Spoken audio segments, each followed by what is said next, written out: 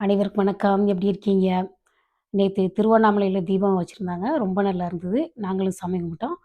அடுத்து ஒரு பையனுக்கு வந்து ரூ. 5,00,00,000 பரிசு குடுத்துருக்காங்க. அந்த செஸ்ல ஜெயிச்ச பையனுக்கு. பேர் வந்து குகேஷ். கரெக்ட்டு தானே? அப்புறம் பார்த்தீங்கன்னா, ட்விட்டர்ல ஒருத்தர் தமிழ் பையன், ஒருத்தர் தெலுங்கு பையன், அப்புறம் சந்திரபாபு நாயுடு எப்பவும் பொய் பேச மாட்டாரு. அவர் எழுதியிருந்தாரு. எங்க ஓன் தெலுங்கு பாய் அப்படின்னு. எனக்கு அத பத்தியெல்லாம் ஒண்ணும் பிரச்சனை கிடையாது. 5,00,00,000 எடுத்தா என்ன? குடுத்தா என்ன? 50,00,00,000 குடுத்தா என்ன? அத பத்தி ஒரு பிரச்சனையும் கிடையாது. அந்த பையனுக்கு வருஷத்துக்கு 30,00,000 செலவு பண்ணி ட்ரெய்னிங் குடுத்துருக்காங்க. எப்படி இருக்குது பாருங்க. அதெல்லாம் எனக்கு ஒரு பிரச்சனையும் கிடையாது. நான் என்ன கேட்கிறேன், அ ஒரு கண்ணுக்கு சுண்ணாம்பு, ஒரு கண்ணுக்கு வெண்ணெய் வைக்கிறதுனா என்னன்னு இப்ப தான் கண்டுபிடிச்சோம். இதுலயாவது தெரிஞ்சுக்கோங்க. தமிழ் பசங்களுக்கு இவங்க என்னென்ன குடுத்துருக்காங்க? என்னென்ன குடுத்துருக்காங்க? சாராயம் குடுத்துருக்காங்க, கஞ்சா, போதைப் பொருள். போதைப் பொருள்லாம் ரொம்ப சாதாரண கிடைக்குதுன்றாங்க. அதான் அந்த அந்த சாதிக்கு. ஜாபர் சாதிக்கா? அவன் எவ்வளோ பொருள கொண்டு வந்து, எப்படியெல்லாம் மக்களுக்கு டிஸ்ட்ரிபியூட் பண்ணி அதுபோல நெறைய பேர் இருக்காங்களாமா.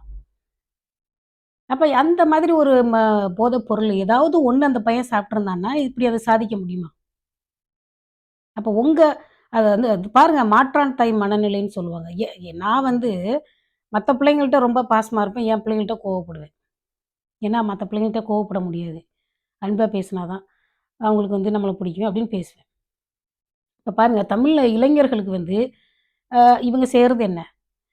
நாம் தமிழர் காளியம்மாள் ஒரு தடவ சொன்னாங்க. போன வாரம் தான். இந்த கலைஞர் கருணாநிதியோட பொண்ணு இல்லையா? அவங்க பேர் என்ன? கனிமொழி. தமிழ்நாட்டில் இளம் விதவைகள் அதிகமா இருக்கிறாங்கன்னு சொன்னாங்க பார்த்தீங்களா? அவங்க ஒரு சர்க்கரை ஆலைய வாங்கியிருக்காங்க. நம்ம மக்களுக்கு ஏற்கனவே டயபெட்டிஸ் இருக்கு இல்லையா? அதனால அந்த சர்க்கரை ஆலைய எப்படி நடத்துறதுன்னு அவங்களுக்கு தெரியல. அந்த சர்க்கரை ஆலைய சாராய ஆலையா மாத்தியிருக்காங்க.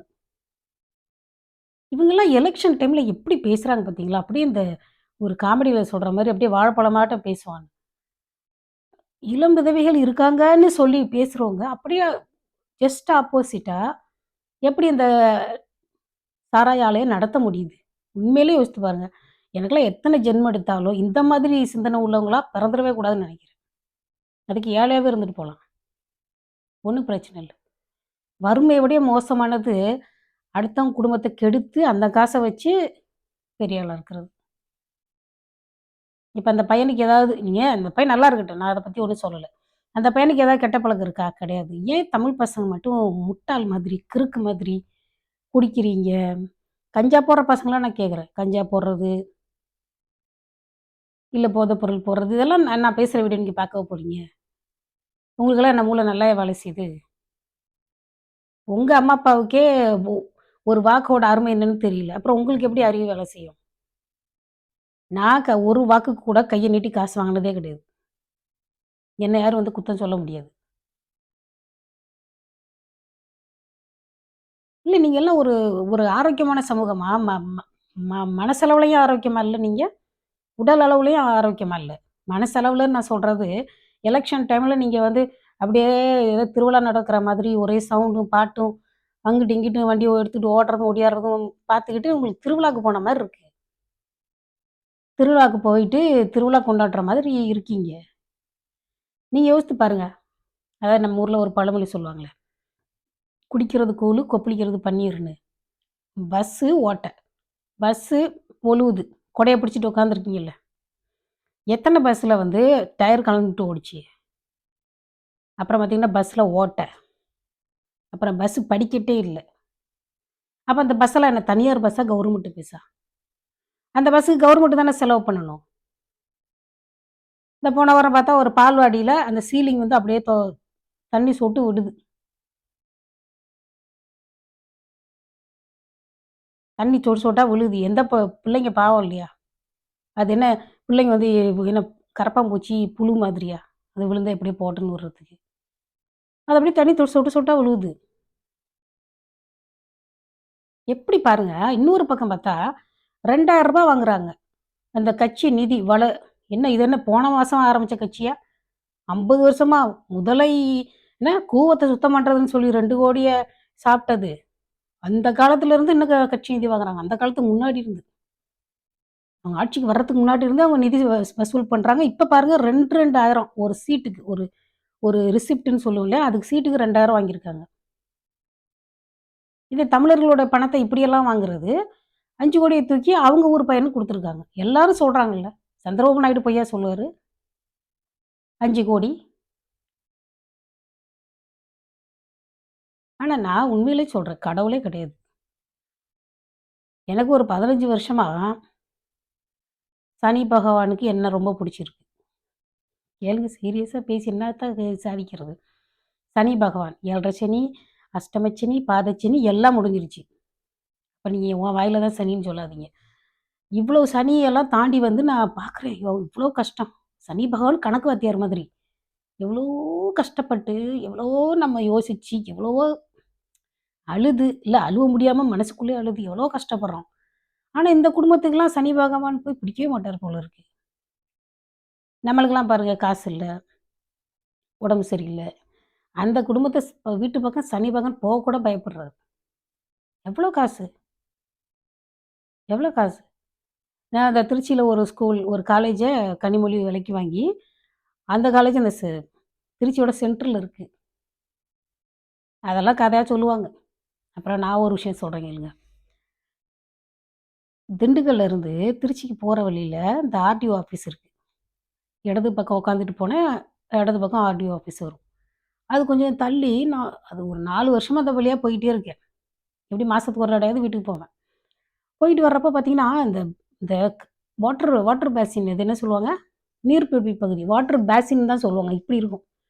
ஒரு குளமோ, ஏரியோ இப்படி தான் இருக்கும்.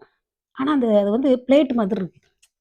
நம்ம சாப்பாடு போட்டு சாப்பிடுற பிளேட் மாதிரி. அது பவுல் மாதிரி இருக்கணும். பேசின் சொல்லுவாங்க இல்லையா? ஆனா அது இப்படி இருக்குது பிளேட் மாதிரி. நான் அத பார்க்கறது. இது எப்படி இது வந்து இப்படி தண்ணி அதாவது ஃப்ளாட்டா அப்படி தண்ணி நிக்கும். ரொம்ப நாள் அப்படியே ஃப்ளாட்டா ரொம்ப தூரத்துக்கு தண்ணி நிக்கும். ஒருவேளை இது ஏரியா அப்படின்லாம் எனக்கு சந்தேகம் இருந்தது. பார்த்துக்கிட்டே வரேன். வருஷம் வருஷம் பார்த்துக்கிட்டே வரேன். கரெக்ட்டா ஒரு 2008ன்னு நெனைக்கிறேன். 7, 8, 9 அந்த டைம்ல பார்க்குறேன். அந்த தண்ணி நிக்கிற இடத்துல ஒரு ஒரு பெரிய காலேஜ் வந்துருச்சு.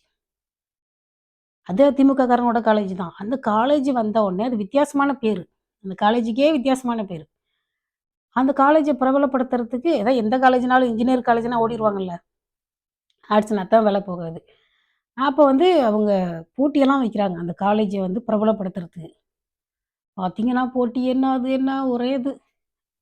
அது வந்து ஆக்சுவலி ஸ்டூடண்ட்ஸ்க்கு தெரியாது. நான் பார்த்துக்கிட்டே வர்றப்போ அது ஒரு நீர்நிலையா இருக்க கூட வாய்ப்பு இருக்கு. சரியா? இப்ப நம்மலாம் வந்து சாதாரண மக்கள். உங்கள மாதிரி, இல்ல என்ன மாதிரி ஆளுக்கெல்லாம் 1 சென்ட் நிலம் 1 சென்ட் நிலம் டவுன்ல வாங்க முடியுமா? 1 சென்ட் நிலம், ஒரு 5 சென்ட் நிலம் வாங்குறதுக்கு ஒருத்தர் பல வருஷங்கள் சம்பாதிச்சு ஓடி, ஓடி சம்பாதிக்கணும். அது அவருடைய வேலைய பொறுத்தது. இல்ல வாங்குறது, வாடகை கட்டுறது, சாப்பிடுறதுமா இருந்துச்சுன்னா, ஒரு நாள்ல அந்த இடத்த வாங்க முடியாது. ஆனா, இவங்க அரசியல்வாதி ஆன உடனே கவர்மெண்ட் இடம், இல்ல மக்களோட இடம், பொது சொத்து. பொது சொத்த வந்து அப்படியே ஒண்ணுமில்லாம பண்ணி, அவங்க பட்டா போட்டு, அவங்க கட்டடம் கட்டி வைக்கிறாங்கல்ல, அதெல்லாம் பெரிய பாவம். எங்க அம்மாயி சொல்லும். அதாவது பொது நீர்நிலைகள அழிச்சோம்னா, அது பெரிய பாவமா சேரும். பெரிய பாவம். ஏன்னா, அது அது சார்ந்த நிலங்கள் எல்லாமே வறண்டு போயிடும். வறட்சி ஆயிடும், வீணா போயிடும். அது பக்கத்துலலாம் கூட ஒரு ஒரு ஒரே ஒரு வீடு கட்டி வச்சிருந்தாங்க. அந்த வீட்டுக்கு யாருமே குடி வரல. அந்த சைடு அந்த பக்கமா. ஆர்டிஓ ஆஃபீஸ் பக்கமா. அது பக்கத்துல இன்டர்நேஷனல் ஸ்கூல்லாம் இருக்கு. அதுவும் பார்த்தீங்கன்னா, அந்த இன்டர்நேஷனல் ஸ்கூலு அந்த காம்பவுண்ட வந்து ரோட்டுக்கிட்ட வச்சிருக்காங்க. கொஞ்சமாவது ஷோ கொஞ்சம் ரோட்ட அகலப்படுத்துனா அந்த கட்டடம் போயிடும். அந்த அளவுக்கு கிட்ட வந்து கட்டி வச்சுக்கிறது. நம்ம ஊர்ல சிலர் பார்த்தீங்களா, வீடு கட்டிட்டு, வீட்டுக்கு வெளியில அந்த வண்டி ஏறுறதுக்கான ரேம்ப் வச்சிருப்பாங்க. ஐயோ! இந்த மாரி ஒரு அதாவது நம்மளால முடிஞ்ச பேராசை இந்த ரேம்ப் கட்டுறது தான். நம்மளால வந்து இன்ஜினியரிங் காலேஜ்லாம் கட்ட முடியாதுல்ல. இல்ல 5,00,00,000 குடுத்தது தப்பில்ல. ஆனா என்ன ஒரு பெரிய அதிசயத்த அந்த பையன் பண்ணிட்டான் சொல்லுங்க. நியாயமா பேசுவோம். வருஷத்துக்கு 30,00,000 செலவு பண்ணி அவனுக்கு ட்ரெய்னிங் குடுத்துருக்காங்க. எத்தன பேரு இது போல நீங்க ட்ரெய்னிங் குடுத்து உருவாக்கியிருக்கீங்க? தமிழ் பிள்ளைங்கள் என்ன ஒரு அறிவு கெட்ட முட்டா பசங்களா இருக்குது. குடிக்கிறது, ஸ்கூல் யூனிஃபார்ம் போட்டு குடிக்கிறது, படிக்காம சுத்துறது. அப்பா குடிக்கிறாரு, பையன் குடிக்கிறான். அப்போ அம்மா வந்து சன் டிவி சீரியல் பார்த்துட்டு ஆன்னு இப்படி உட்காந்துருக்கிறது. உங்க பிள்ளைங்க எப்படி ஆரோக்கியமா இருப்பாங்க? அவர் 5,00,00,000 தூக்கி குடுக்குறாரே, ஒரு ஒரு 10,00,000 20,00,000 குடுத்தா பத்தாது? ஏன்னா அவரு வீட்டு காசா? இருந்தாலும் நீங்க பாருங்க, நீங்க ஒரு தமிழ் தேசிய அமைப்பு ஆட்சிக்கு வந்தீங்கன்னா, இந்த மாரி நீங்க பண்ணாதீங்க. ஒரு தமிழ் பையன் ஜெயிச்சா நெறையா காசு குடுக்கறது, ஒரு தமிழ் அல்லாத பையன் ஜெயிச்சா காசு கம்மியா குடுக்குறது, அப்படிலாம் பண்ணாதீங்க. அதெல்லாம் வந்து ஒரு அறம் கிடையாது. புரியுதா? நான் வந்து ரூ. 50,000 சம்பளத்த பாதி பாதி பிரிச்சு குடுங்கன்னு சொல்ற ஆளு. ஒரே பையனுக்கு ரூ. 5,00,00,000 தூக்கி குடுக்குறீங்கன்னா, உங்க வீட்டு காசையா குடுக்குறீங்க? இவர் தான் வந்து மக்கள் பிரதிநிதி, இந்த ஸ்டாலின். ரூ. 5,00,00,000 இவ்ளோ சின்ன பணமா தெரியுது. ஆனா, அந்த பஸ் எவ்வளோ ஓட்டைய அடைக்க தெர்ல. ரூ. 5,00,00,000க்கு எத்தன பஸ் வாங்கலாம்? யாராவது ஒரு சாதாரண நானே அந்த மாரி ஒரு ஓட்டையில விழுந்து சாக வேண்டிய ஒரு ஆள் தான் தெரியுமா? 2007ல இன்னொரு டீச்சர் வந்து கொஞ்சம் அப்ப நான் ஒல்லியா இருந்தேன். கல்யாணத்துக்கு முன்னாடி ரொம்ப ஒல்லியா இருந்தேன். இந்த சைஸ்ல பாதி தான் இருப்பேன். அவங்க கொஞ்சம் வெயிட்டா இருந்தாங்க. அவங்க குண்டுன்னு நான் சொல்லல. அவங்க வந்து உட்காந்ததுனால, அவங்க அந்த ஓட்டைக்குள்ள விழுக மாட்டாங்க. அந்த மாரி ஒரு ஓட்ட பஸ்ஸ நானே பார்த்துருக்கேனே 2007ல 8. எவ்வளவு காலமா தான் இந்த ஓட்ட பஸ்லயும், படி இல்லாத பஸ்லயும் நம்மள ஒரு இந்த ஆளா பறக்கறன்னு சொல்லுவாங்க. எங்கிட்டு, எங்கிட்டு, எங்கிட்டு வெயிலு, மழை, கஷ்டம், கடனு, கந்து வட்டி அப்படியா, இப்படியான்னு மக்கள் எவ்வளோ கஷ்டப்படுறாங்க. அத பத்தியெல்லாம் எதுவுமே கவலைப்படுறது கிடையாது. பூரண மதுவிலக்கு கையெழுத்து. ஆனா, அந்த ஆட்சியாளர்கள விடுங்க. உங்களுக்கெல்லாம் என்னதான் பிரச்சனை?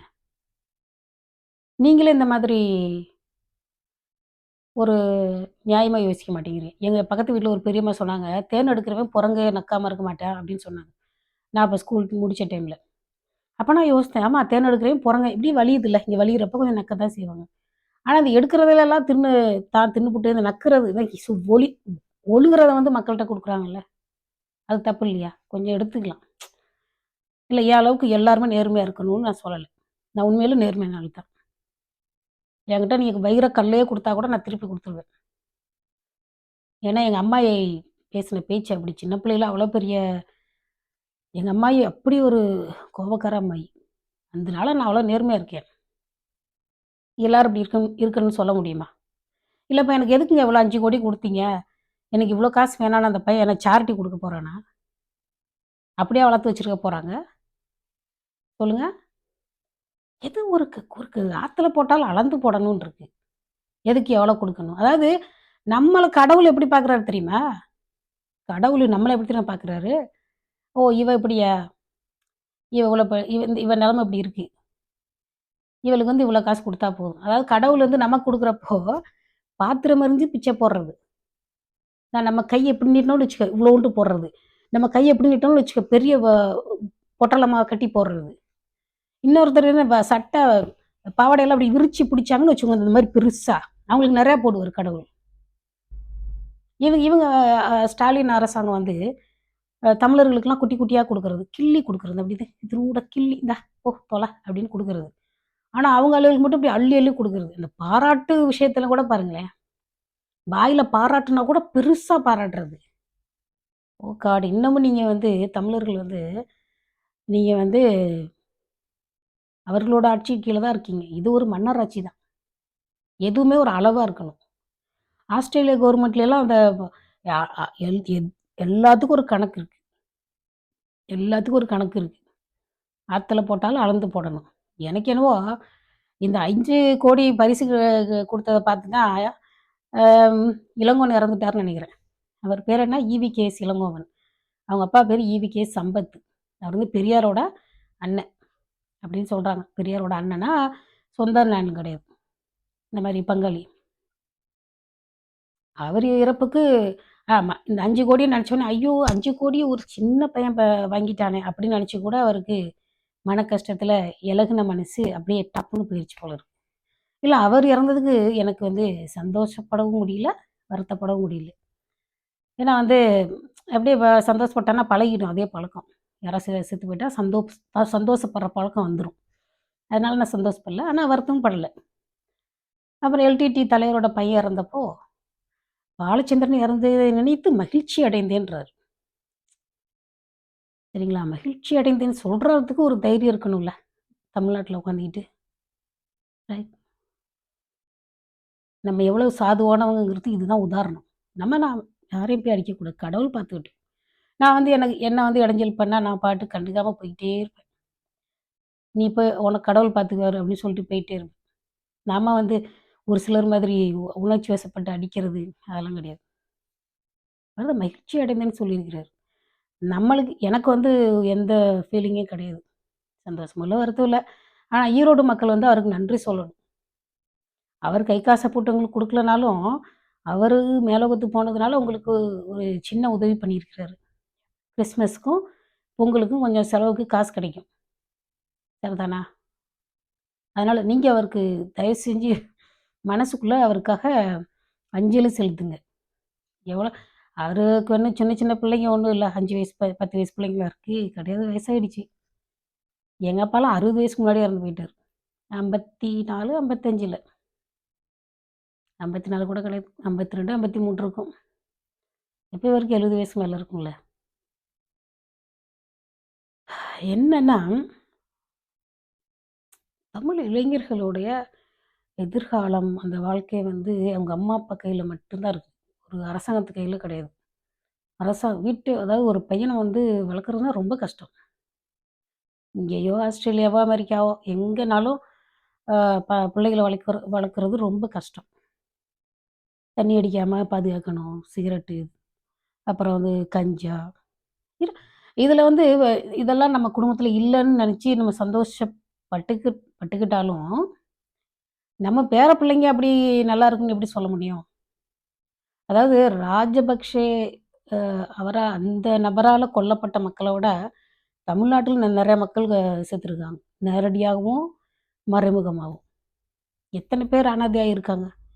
எத்தன பேரு சாப்பாட்டுக்கு இல்லாம, அம்மா, அப்பாவோட அன்பு இல்லாம எப்படியோ கிடக்கு. இன்னும் சிலர்லாம் பார்த்தீங்கன்னா, அப்பா அப்பாக்கள் சாகறது கிடையாது. இப்போ அம்மா, அப்பா யாராவது ஒருத்தர் இல்லன்னா கூட இறக்கப்பட்டு யாராவது உதவி பண்ணுவாங்க. அப்படி கூட கிடையாது. அப்பா இருப்பாரு, குடிச்சுக்கிட்டே இருப்பாரு. அப்படியே அ அ அந்த மாதிரி அப்படியே கஷ்டப்பட்டுக்கிட்டே இருப்பாங்க. அந்த கஷ்டத்திலேயே அந்த பிள்ளைங்க வளர்ந்துகிட்டு இருக்கும். ஒரு பையன் வந்து அவங்க அப்பாவோட குடியினால பயங்கரமா பாதிக்கப்பட்டா மட்டும் தான் அவன் குடிக்க மாட்டான். அவங்க அவங்க அப்பா குடிச்சிட்டு, இப்படி தினமும் கொஞ்சம் கொஞ்சம் குடிச்சிட்டு, அந்த பையனுக்கு நல்லது பண்ணிக்கிட்டே இருக்காருன்னு வச்சுக்கோங்க, அவன் கண்டிப்பா குடிப்பான். ஏன்னா குடிக்கிறது தப்பு இல்ல. ஏன்னா எங்க அப்பா பாசமா இருந்தாரு. கொஞ்சம் குடிப்பாரு, பாசமா இருந்தாரு. அதனால அவனுக்கு வந்து இந்த குடிக்கிறது வந்து பெரிய விஷயமா தெரியாது. ஆனா குடிச்சு குடிச்சு வீணா போன அந்த பிள்ளைங்களோட நிலைமைய யோசித்து பாருங்க. இதுல அவனுக்கு வீடு இல்ல, அவனுக்கு படிப்பு இல்ல, எதுவுமே இல்லாட்டி அவனுக்கு எப்படி கல்யாணம் நடக்கும்? நம்ம ஊர்ல பார்த்தீங்கன்னா, துணி கடைக்கும், நகை கடைக்கும் கூட்டம் குறையவே மாட்டேங்குது. ஆனா அந்த அந்த இடத்துக்குள்ளலாம் போக முடியாத மக்கள் நெறைய பேர் இருக்காங்க. எனக்கெல்லாம் இந்த நகை கடையெல்லாம் பார்த்தேன்னா போவே மாட்டேன். எனக்கு பிடிச்சது பாத்திர கடை தான். அப்படி மேல எங்க ஊரு டவுன்லலாம் பாத்திரத்த மேல கட்டி தொங்க விட்டுருப்பாங்க. இப்ப இந்த சைட்லலாம் இல்லாம, இப்படி எல்லாத்தையும் அண்ணாந்து பார்த்துக்கிட்டே இருப்பேன். பார்த்துட்டு ஒரு சின்ன பாத்திரத்த வாங்கிட்டு வருவோம். அப்படியே ஆசை ஆசையா இருக்கும். அந்த பாத்திர கடைய பார்க்கறதுக்கு அவ்வளோ ஆசையா இருக்கும்.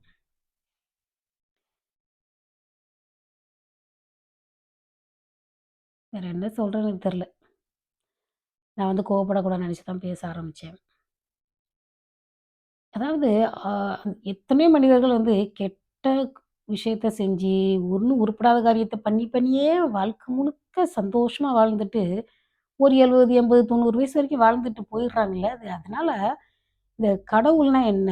விதினா என்ன? இதெல்லாம் ஒரே புரியாத விஷயமாவே இருக்கு. நம்மளுக்கு அம்மா, அப்பா சொல்லி தர்ற கடவுள் நம்பிக்கை ஒரு மாதிரி இருக்கு. நிஜ வாழ்க்கையில நல்லவன், கெட்டவன் எல்லாரும் தான் நல்லா இருக்கான். எல்லாரும் தான் சம்பாதிக்கிறான். என்னன்னே சொல்றதுக்கு ஒண்ணும் புரியல. ஆனா எனக்கு சனி பகவான் மேல கொஞ்சம் கூட பிடிக்கல. அதான் சனி பகவானுக்கு என்னதான் ரொம்ப பிடிச்சிருக்கு. ஏன் திருட்டு பசங்களெல்லாம் போய் சனி பகவான் பிடிக்க மாட்டேங்கிறாருன்னு தெரியல. 20 நிமிஷம் ஆயிடுச்சு. நான் வேற வீடியோல பார்க்குறேன். நன்றி, வணக்கம். அப்புறம் இன்னொரு விஷயம் சொல்ல மறந்துட்டேன். நீங்க குடிய நிறுத்தணும்னா, டக்குன்னுலாம் நிறுத்த முடியாது. கொஞ்சம் கொஞ்சமா குறைங்க. உங்களுக்கு கொஞ்சம் கொஞ்சமா குறைக்கிறப்போ ஒரு நிதானம் வரும். சரிங்களா? அதான் நல்லது. டக்குன்னுலாம் நிறுத்த முடியாது. எதையுமே டக்குன்னு நிறுத்த முடியாது. பிரேக் போட்டான்னா, அப்படி டக்குன்னு பிரேக் போட்டா எப்படி இருக்கும்? இன்னொரு விஷயம், இந்த பரந்தூர் மக்கள், அரிட்டாப்பட்டி கிராமத்து மக்கள், அப்புறம் வந்து இந்த சின்ன உடைப்பு மதுரை பக்கம். அவங்க என்ன பண்றாங்க, இந்த விமான நிலைய விரிவாக்கத்துக்காக இடம் எடுக்குறாங்க. அவங்கலாம் நீங்க நல்லா யோசித்து பாருங்க. அப்புறம் இந்த சென்னைக்குள்ளேயே வீடுகள் இடிக்க போறாங்க. ஒரு 1000 சில்ற 1100 வீடுகள இடிக்க போறாங்க. நீங்க யோசித்து பாருங்க. யோசித்து பாருங்க. நீங்க ஒரு வாக்குக்கு காசு வாங்குனீங்களோ, வாங்கலையோ நான் பொதுவா சொல்றேன். ஒரு வாக்குக்கு 2000, 5000 இல்ல 10,000 குடுத்தா கூட, இது இந்த சொத்துக்களுக்கு ஈடாகுமா? இந்த நிலத்துக்கு, இந்த பரந்தூர் விமான நிலையம் ஊருக்கு, இது எதுக்காவது ஈடாகுமா சொல்லுங்க? நீங்க கஷ்டப்பட்டு வீடு கட்டி வச்சிருக்கீங்க. அந்த வீட்டோட மதிப்பு பல லட்சம் ஆகும். ஆனா, நீங்க ஒரு தவறான ஒரு தலைவர தேர்ந்தெடுத்ததுனால நீங்க கண்ணீர் விடுறீங்க. உங்களுக்கு வந்து ஒரு சுதந்திரமான வாழ்க்கைய நீங்க வாழ முடியல. நான் திரும்பவும் சொல்றேன். நீ அவங்க கிட்ட நீங்க காசு வாங்கிறத கூட திருப்பி குடுத்துருங்க. திருப்பி குடுத்துருங்க. எதுக்கு? நீங்க காசையும் வாங்கிக்கிட்டு, வாக்கு செலுத்திட்டு போராட்டம் பண்றப்போ, அவங்க உங்கள பார்த்து ரொம்ப கேவலமா நெனப்பாங்க. காசையும் வாங்கிக்கிறானுங்க, போராட்டமும் பண்றானுங்க, அப்படிதானே பேசுவாங்க. அவரு அந்த அமைச்சர் என்ன சொன்னாரு? பொன்முடி. ஓசி பஸ், ஓசி பஸ்ன்னாரு. எவ்வளோ பேரு, எத்தன பேருக்கு ஸ்டாலின் அவங்க ஆளுகளுக்கு காசு அள்ளி அள்ளி குடுக்குறாரு. அதெல்லாம் அதாவது தகுதிக்கு மீறின ஒரு பொருள வாங்கக்கூடாது. நியாயமா பார்த்தா, அந்த பையன்லாம் அவ்வளோ காச வாங்கவே கூடாது. தகுதிக்கு மீறின ஒரு பொருள வாங்கக்கூடாது. தகுதி இப்ப நான் வந்து எனக்கு வந்து மாசம் 1,00,000 சம்பளம் குடுக்குறேன்னா, நான் 1,00,000 வாங்குற அளவுக்கு எந்த வேலையும் செய்யலன்னு நான் சொல்லுவேன். நாட்ல எவ்வளவு பிரச்சனை இருக்கு. எத்தன பேருக்கு வந்து ஒரு பெர்மனன்ட் வேலை கிடைக்கல. அந்த சாம்சங்ல பிரச்சனை. இப்ப கூட டீச்சர்ஸ் வந்து பெர்மனன்ட் வேலை குடுக்கலன்னு பிரச்சனை. அப்புறம் கொஞ்ச நாளுக்கு முன்னாடி நர்ஸுகள் போராட்டம். ஆனா, அவர் நல்லா ஃபோக்கஸ் பண்றாரு பார்த்தீங்களா? அவங்க ஆளுகளுக்கு மட்டும் எப்படி குடுக்குறாருன்னு. வீரமணி வந்து ஓசிச்சோறுன்லாம் முன்னாடி அந்த அழகிரி பையன் சொன்னார் இல்லையா? நெறைய பேருக்கு இவங்க இவங்க சம்மந்தப்பட்ட ஆளுகளுக்கு மட்டும் அள்ளி அள்ளி குடுக்குறாங்கல்ல. இந்த காசு எல்லாமே ஓசிச்சோறு தான். நீங்க கஷ்டப்பட்டு நேர்மையா சம்பாதிச்சா தான் உங்க உடம்புல ஒட்டும். இல்லன்னா நீங்க லக்ஸூரியஸா வாழலாம். ஆனா விளங்காது, விளங்காது. எப்படியெல்லாம் இந்த இந்த திமுக கட்சிக்காரங்க எப்படியெல்லாம் சம்பாதிக்கிறாங்க. ஆனா நேரடியாவோ, மறைமுகமாவோ கடவுள் கண்டிப்பா தண்டனை குடுப்பாரு. ஆனா எனக்கு சனி பகவான் மேல தான் நம்பிக்கை இல்ல. அவன அசிங்க அசிங்கமா திட்டலான்னு தான் தோணுது. நம்மலாம் எவ்வளோ கஷ்டப்படுறோம். ஏன் அந்த குடும்பத்துக்குலாம் ஒரு பண கஷ்டமும் இல்ல, ஒரு துணி, சாப்பாடு, ஒரு சொத்து கஷ்டம் எதுவுமே கிடையாது. நம்மலாம் ஏன் இவ்வளோ கஷ்டப்படுறோம்? சனி பகவான் அந்த வீட்டு பக்கமே போமாட்டான் போல இருக்கு. கிறுக்கு பையன். இல்ல நான் அப்படிதான் திட்டுவேன். இல்ல கடவுள் மேல இருந்தா சொல்லுவேன். உன்னெல்லாம் எவ்வளோ கஷ்டம் நான்லாம் ஒரு 20, 25, 30 வருஷமா கஷ்டப்படுறேன். ஏன்னா சனி பகவானுக்கு என்ன மேல அவ்வளோ பாசமா? எங்க அம்மா, அப்பா வந்து எந்த பாவமும் செஞ்சு சம்பாதிச்சு வைக்கல. அப்படி இருக்கிறப்பவே நான் அவ்வளோ கஷ்டப்படுறேன். இவங்கலாம் திருட்டுத்தனம் பண்ணி, மொள்ள மாரித்தனம் பண்ணி எவ்வளோ சம்பாதிச்சு வச்சிருக்கிறாங்க. சனி பகவானே நீ தான் பார்க்கணும். இதோட வீடியோ முடிச்சுக்கலாம். ஏன்னா எனக்கு மனசு கஷ்டமா இருந்தது. இல்ல எனக்கு 5,00,00,000 குடுத்தது பிரச்சனை இல்ல. எங்க மக்கள் எங்க பசங்களுக்கு என்ன நீ பண்ணி வச்சிருக்க? அவன் எப்படி ஒரு 40 வயச தாண்டுவானாங்கிறதே சந்தேகமா இருக்கு. அதான் வாழ்க்கை வந்து திரும்புது.